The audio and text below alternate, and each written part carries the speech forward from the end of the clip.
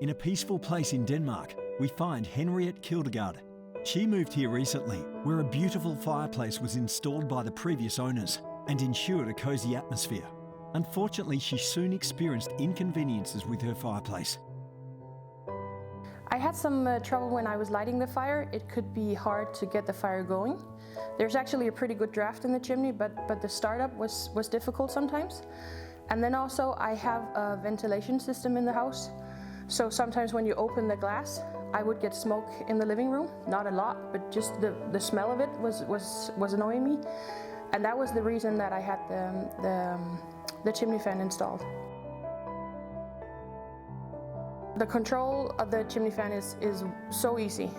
You have the remote control, and also you can use it from your phone. So it's really simple. You press the button when you want to turn on the fire, and then it turns itself down afterwards, after a couple of minutes. So it's as simple as can be. Anybody can do it. How was the process of installing the chimney fan?